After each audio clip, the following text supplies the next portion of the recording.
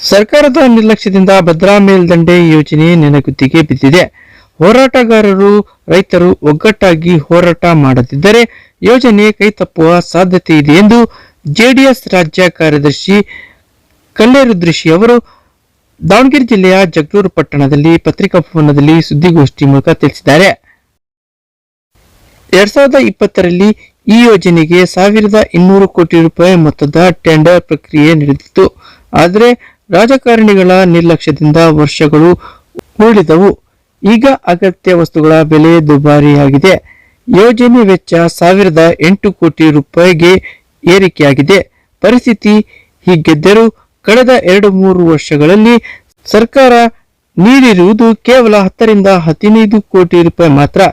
ಹೀಗಾದ್ರೆ ಕಾಮಗಾರಿ ಹೇಗೆ ಪೂರ್ಣಗೊಳ್ಳಬೇಕು ಎಂದು ಆಕ್ರೋಶ ಹೊರಹಾಕಿದ್ರು. ಯೋಜನೆ ಬಗ್ಗೆ ಸವಿಸ್ತಾರವಾಗಿ ಮಾತನಾಡಿದ್ದೇನೆ. ಬಹಳ ಮುಖ್ಯವಾಗಿರ್ತಕ್ಕಂಥದ್ದು ಈ ಅಪ್ಪರ್ ಭದ್ರಾ ಯೋಜನೆಯಲ್ಲಿ ಜಗಳೂರು ಕೆರೆಗೆ ಪೈಪ್ ಹಾಕಬೇಕು ಅಂತೇಳಿ ಇಲ್ಲಿ ಕುಮಾರಸ್ವಾಮಿ ಅವರು ಮುಖ್ಯಮಂತ್ರಿ ಆದಂತ ಸಂದರ್ಭದಲ್ಲಿ DPR ಆಗಿತ್ತು.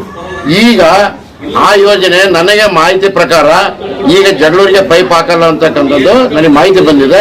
ಇದ್ರ ಬಗ್ಗೆ ಜಿಲ್ಲಾಡಳಿತ ಮತ್ತು ತಾಲೂಕು ಆಡಳಿತ ಇದ್ರ ಬಗ್ಗೆ ಎಚ್ಚೆತ್ತುಕೊಳ್ಳದೆ ಇದ್ರೆ ಮುಂದಿನ ದಿನಗಳಲ್ಲಿ ಏನು 2007-8ರಲ್ಲಿ ಕುಮಾರಸ್ವಾಮಿ ಅವರು ಮುಖ್ಯಮಂತ್ರಿ ಆದಾಗ ಈ ಯೋಜನೆ ಪ್ರಾರಂಭ ಆದಾಗ ನಮ್ಮ ಜಗಳೂರು ತಾಲೂಕು ಬಿಟ್ಟೋಗಿತ್ತು.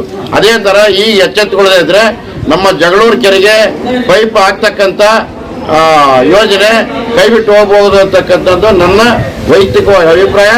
ಆಮೇಲೆ ಈ ಯೋಜನೆಗೆ ಕೇವಲ ಈ 2 ವರ್ಷ ಈ ಸರ್ಕಾರ ಬಂದ ಮೇಲೆ ಕೇವಲ 10ರಿಂದ 15 ಕೋಟಿ ರೂಪಾಯಿ ಮಾತ್ರ ಹಣವನ್ನು ಮಂಜೂರು ಮಾಡಿದ್ದಾರೆ.